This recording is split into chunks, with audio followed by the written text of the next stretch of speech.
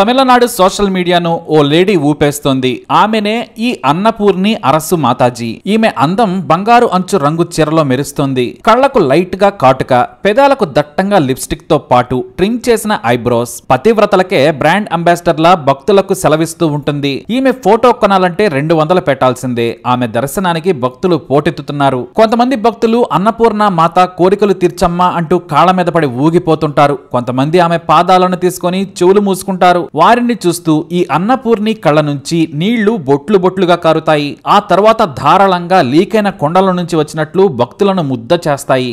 భక్తుల పారవస్యం చూసి ఈమె బాడీలో మొదట వణుకు పుడుతుంది. ఆ తర్వాత బాడీ షేక్ అవుతుంది. ఆ మరు నిమిషం ఎడారిలో నీళ్ల కోసం పాకులాడినట్లు పైకి చూస్తూ పూనకం మొదలు పెడుతుంది. 3వ స్టేజికి రాగానే కరుణించి తల్లి అని వెనుక నుంచి కోడ్ లాంగ్వేజ్ వినిపిస్తుంది. అంటే ఆ భక్తురాలికి కావాల్సినంత సమయం ఇచ్చావు. ఆ తరువాత వచ్చే పిచ్చి మూర్ఖపు భక్తురాలని కరుణించమని ఆ కోడ్ లాంగ్వేజ్ అర్థం. మరి ఈ కత్తి లాంటి ఫిగర్ కు భక్తులేంటని మాత్రం అనుకోవద్దు. అదేంటి మాతాజీని పట్టుకొని ఇలా బూతులు మాట్లాడుతున్నారని మీకు అనుమానం రావచ్చు. ఇప్పటికే జనవరి 1న ఆది పరాశక్తి అవతారంలో అన్నపూర్ణి అరసు అమ్మవారు భక్తులకు దర్శనమిస్తారని సోషల్ మీడియాలో తెగ ప్రచారం చేస్తూ ఉన్నారు.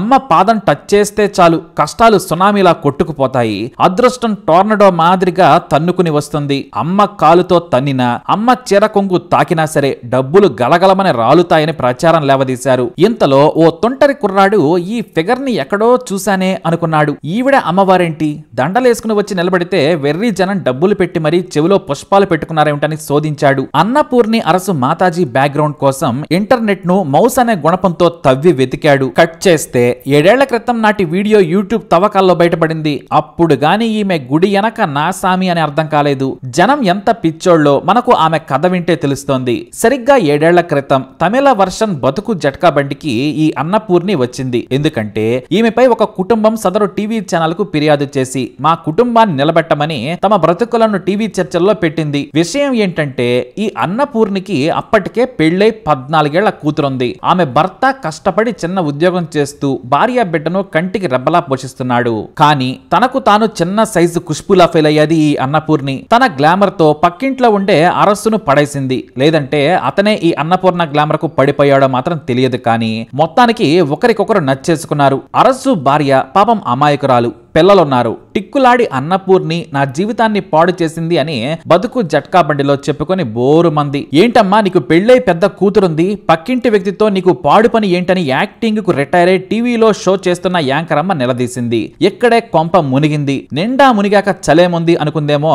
నాకు అరస్సు నచ్చాడు. అతని మనస్సు నా మనస్సు మల్లె చెట్టు తెగల అల్లుకుపోయాయి. నాకు భర్త వద్దు, నా కూతురు అసలే వద్దని తెగేసి చెప్పేసింది. ఆ ప్రోగ్రామ్ లోని యాంకర్ కు లాయర్ కు ఫ్యూజులు మాడిపోయాయి. అది తప్పమ్మా, నీ బ్రతుకు నువ్వు బ్రతుకు, ఆమె జీవితాన్ని ఎందుకు నాశనం చేస్తావని చెప్పింది. ఇటు అరస్సు కూడా నాకు అన్నపూర్ణినే కావాలన్నాడు. ఆమె కోసం జైలుకు వెళ్తానన్నాడు. అంతేకాదు ఏం పూర్ణి నా కోసం జైలుకు పోతావా అన్నాడు. నేను రెడీ అంది. ఇంకేముంది, అరస్సు తరపు బంధువులు లైవ్ లో అతన్ని చితక్కొట్టారు. మహిళ కావడంతో లైవ్ లో కొడితే కేసులవుతాయని అన్నపూర్ణిని వదిలేశారు. మరోవైపు అరస్సు కూతురైతే మా నాన్నను వదిలేయండి అని దండం పెట్టి బ్రతిమలాడింది. ఆ పాప కన్నీళ్లకు కూడా అన్నపూర్ణి మనస్సు కరగలేదు. తన సొంత బిడ్డనే కాలితో తన్ని ప్రియుడి కోసం బరితెగించి టీవీ ఛానల్లో నోటికొచ్చినట్లు వాగింది. పాపం తన ప్రియుడి కూతురి చిన్నారి మాటలకు తలగ్గుతుందనుకోవడం అవివేకం. ఈ ప్రోగ్రాం ఆ రోజుల్లో సెన్సేషన్ క్రియేట్ చేసింది. పెళ్ళయ్యాక వేరే వ్యక్తి మీద ప్రేమ పుడితే వెళ్లిపోవచ్చా అంటూ టీవీలు చర్చలు పెట్టాయి. ఇంతలో నిజంగానే ఈ అన్నపూర్ణి అరసులు లేచిపోయారు.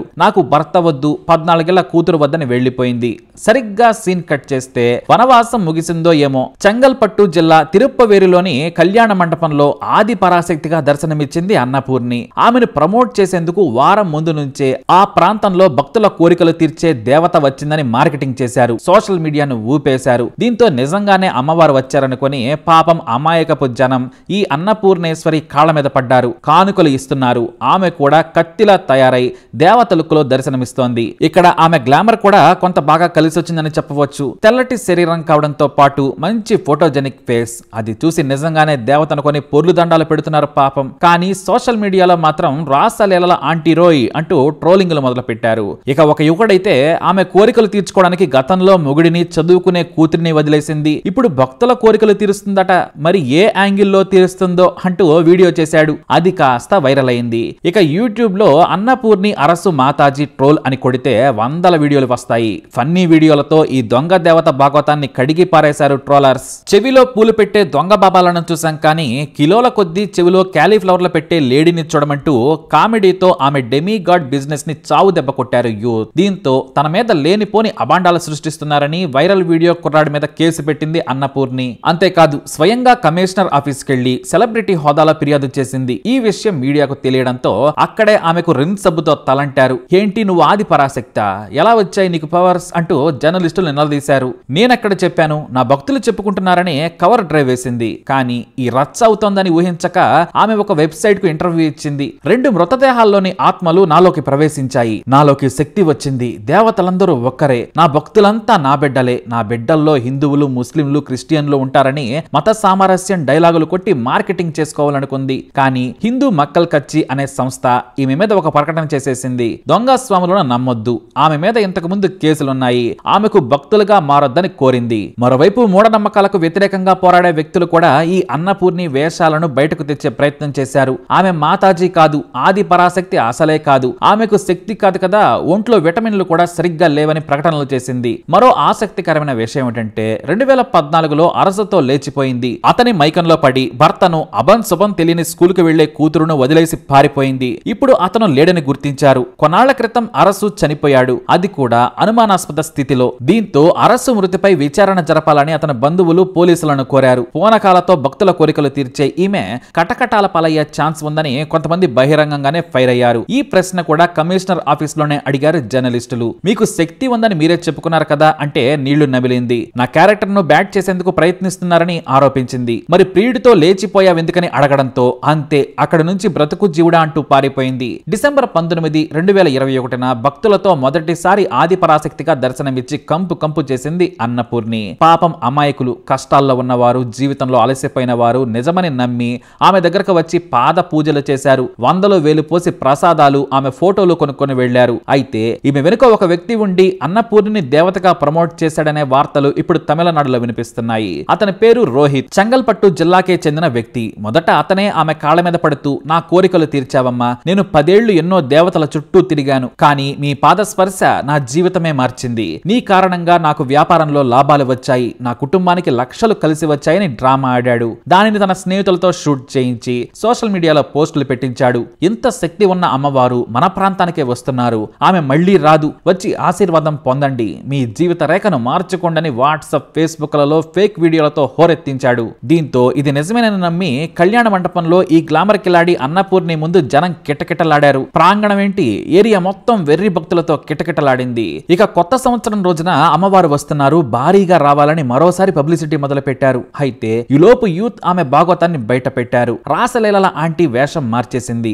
అప్పుడు ఒక కుటుంబాన్ని కుప్పకూల్చింది. అరసు భార్య పిల్లలను కూలీ పనులు చేసుకునేలా వారి జీవితాలతో ఆడుకుంది. ఇప్పుడు ఏకంగా డబ్బుల కోసం జనం జేబులకు చిల్లు పెట్టేందుకు నిత్యానంద స్వామి సిస్టర్ వస్తుందని సెటైర్లు వేశారు. అయితే ట్రోలర్స్ ను భయపెట్టేందుకు పోలీసుల దగ్గరకు వెళ్లినా అప్పటికే డ్యామేజ్ మొత్తం జరిగిపోయింది. జనవరి 1ని కొత్త సంవత్సరం రోజున దర్శనమిస్తానని చెప్పి ప్రచారం చేసుకున్న అన్నపూర్ణితో పాటు రోహిత్ కూడా పరారైనట్లు ప్రచారం సాగుతోంది. మరోవైపు అరసు మృతి కేసు కూడా ఆమె మెడకు చుట్టుకునేలా ఉంది. మరి రోహిత్ ఆమెకు కొత్త ప్రియుడా లేదంటే బిజినెస్ పార్ట్నరా అనేది తమిళనాడులో హల్చల్ చేస్తున్న మిస్టరీ. ఇప్పుడు తమిళనాడులో ఇదే హాట్ టాపిక్. మరి ఇలాంటి వారిని అస్సలు నమ్మకండి. అలాగే ఈ నిత్యానంద స్వామి సిస్టర్ గురించి మీ అభిప్రాయాన్ని కమెంట్ ద్వారా తెలియజేయండి. ఇలాంటి ఇన్ఫర్మేషన్స్ కోసం వీడియోని లైక్ చేయండి, షేర్ చేయండి, మా ఛానల్ని సబ్స్క్రైబ్ చేసుకోండి.